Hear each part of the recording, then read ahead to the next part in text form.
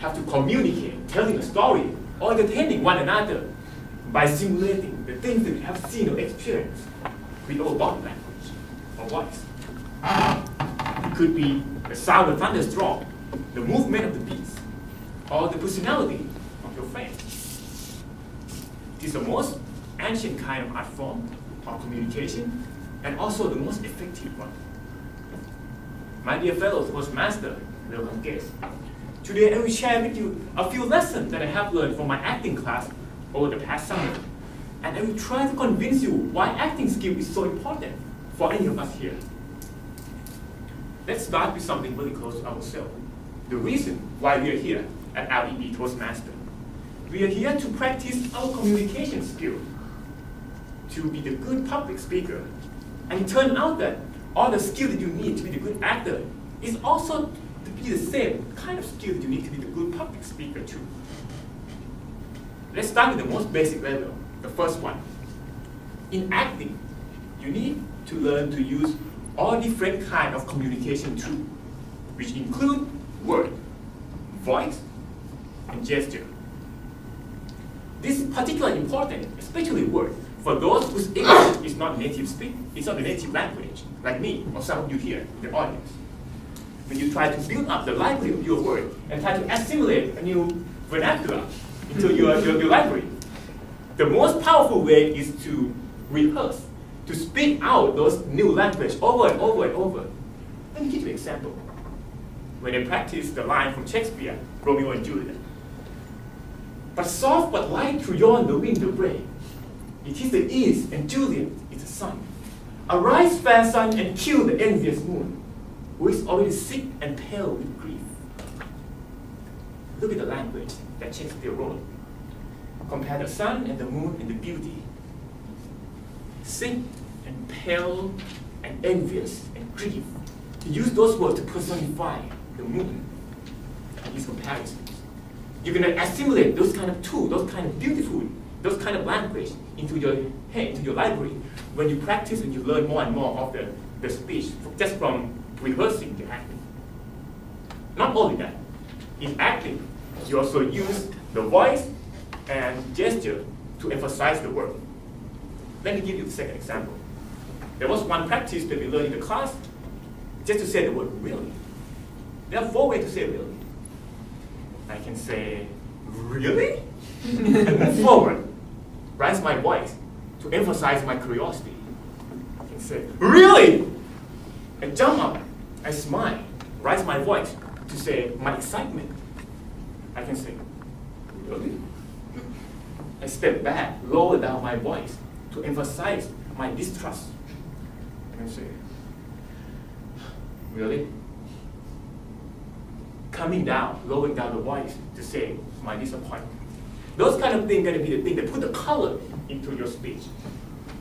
The second level is to see, to sense what you're talking about. That means you need to read between the lines, listen between the sentence, and fill in those gaps with your imagination. One thing that my teacher told me in the class is that, let's suppose in the script that you practice, you're talking about the river. It might just say in one sentence, I wake up in the morning and there's a river in front of my house. That's it. But you need to fill in those details as the actor. You need to really see how big the river is, what's on the 2 sides of the bank, how strong is the current, what is the weather feel like, is it cold, is it hot, what is the smell of the river. You need to fill in those tiny, those small details, and those are going to make your speech more real. It's important for the actor, it's important for the speaker too. My teacher always said that if you can't see yourself when you speak it, no audience can see it. Next time when you give a speech, let's say when you try to give a speech about space travel among the audience, do look out the window and see those space shuttles launching out outside the window. Next time you give the speech to fundraise, to get the money to end the poverty and hunger in Africa, for example, do need to see those dying and hungry children sitting among the audience, staring at you, asking for help in silence. The third one is the most important one and most difficult one. It's called emotional recall. up to this point in our life, my dear Toastmaster, you all have passed many different kind of emotions. Happiness, sad, excitement, embarrassing, romance, whatever.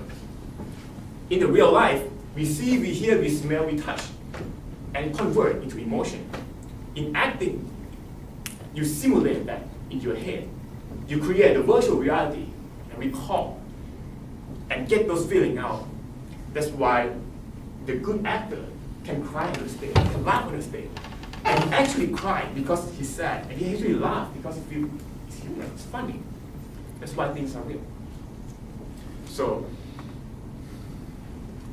the manipulation of the basic kind of communication tool, the three communication tools, words, voice, and gesture, the sensation, the feeling of the thing you're talking about, and the recall of emotion, are those three important things that I have learned from my acting class.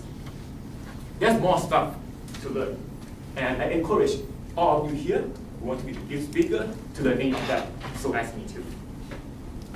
There's so many tools to learn in this day, not just from the class, it's also from the book. And even in YouTube, you can just look at the short movie clips and just try to imitate that. That's really powerful too. No matter who you are, you can be a lawyer who try to talk to the jury. You can be the salesman who try to sell some idea to the customer. You can be a teacher trying to teach the student. Or you can be secretly the parent. Talk to your son or daughter. At some point, you need to convince them to make them feel what you feel. To make them sad, make them happy, make them cry, make them believe what you believe. Shakespeare once said, the world is a stage. I wish you all lucky as an actor. Thank you.